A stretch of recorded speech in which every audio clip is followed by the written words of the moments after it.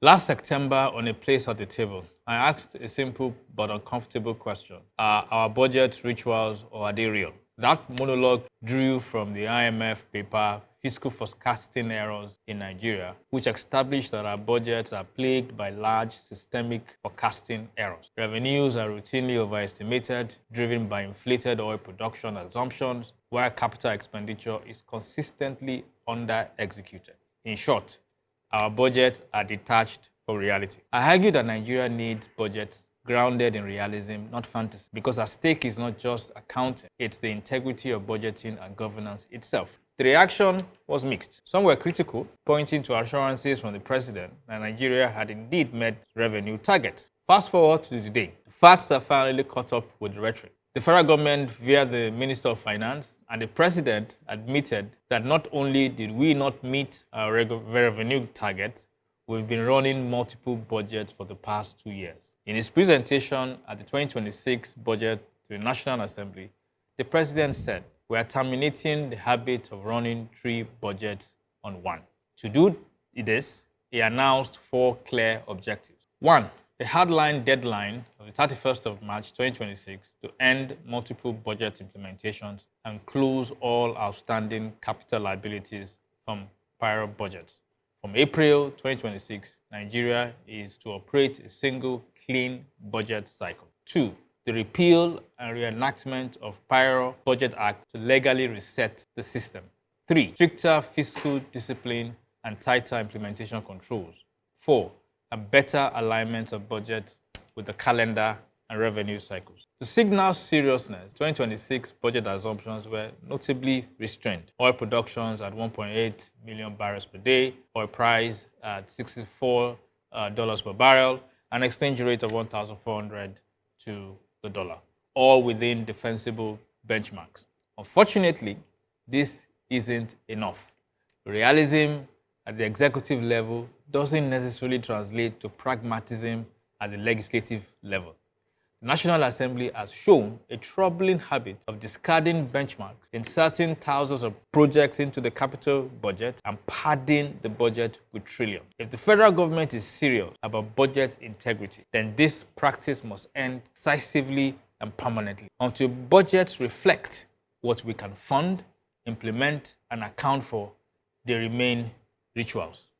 We are too optimistic in our forecasting in Nigeria, and I'm glad that we are going back to being, we are coming to realism now. And there's usually some opaqueness in our financials. It is more like the more you look, the less you see. So I'm glad that, we are reenacting the Budget Act. Hopefully this will bring in new beginnings for the Nigeria economy as a whole. If Nigeria were a corporate, and we have consistently had budgets that underperform, there would have been sanctions. Sure. But again, it is Nigeria, it's a country. There is no one person being held responsible for the non-performance of the budget. But hopefully with the new act and then the new objective defined by the president, we will have better outcomes this year. Anytime we talk about budget, my conclusion is we are not serious, we are not ready. Because I wonder how you make money, and the first thing you do is how to dress your babariga, and how to buy SUVs, and how to change your furniture. We have 109 senators and 360 House of Rep members, if I'm correct. Not up to 500 people in that house. And you see how much they budgeted, how much they give to them to squander.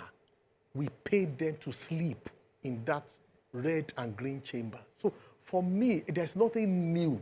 I'm telling you, there's absolutely nothing new in this budget compared to what is coming before. Look at the debt, 15 point something out of 58. So what are we talking about? And the only deficit. Huh? The deficit. You're talking about a deficit. Yes, and the only thing we are talking about is oil, oil, oil. Who is talking about mining? Who is talking about cocoa? Who is talking about agricultural produce? Who is talking about intellectual properties? Who is talking about tech? Do you understand? So we are not... Over $400 billion is for California state alone in 2026. And we are talking a whole nation, the most populous black nation in the world we are talking about. So for me, we are still joking. Trust me, we are still joking. Well, for me, I'm going to take off from where you stopped. Yinka, you said something. You said this is about budget integrity. But then you said our budgets are detached from reality. Then you ended up your monologue and said, until budgets reflect what we can fund, implement, and account for, they remain rituals. Rituals, that's what we see them as. Even I, as aware as I am, each time they talk about budget, I'm wondering, and so, how does it trickle down to me? How do I benefit from this?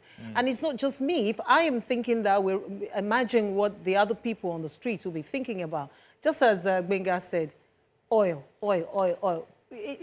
There's a detachment. That's number one. Number two, you talked about Nigeria operating a single clear budget. What does that mean? And yes, you've also highlighted that most times the legislature inserts stuff into the budget. Thank you. Budget padding. So have we changed? If we haven't. Have we repented?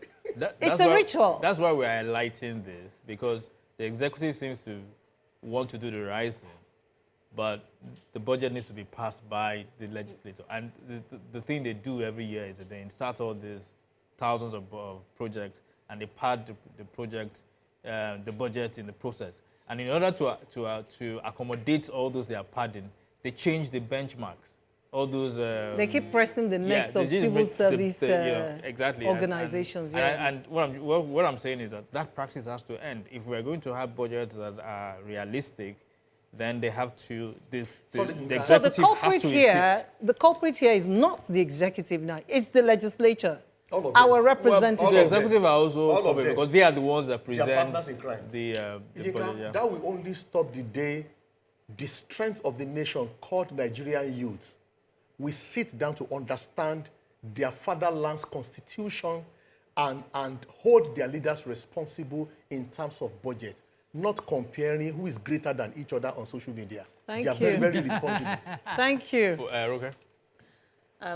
I lean towards this side, and it's often said that if you fail to plan, that you plan to fail. I've never really trusted the credibility of our numbers when it comes to the budget in Nigeria.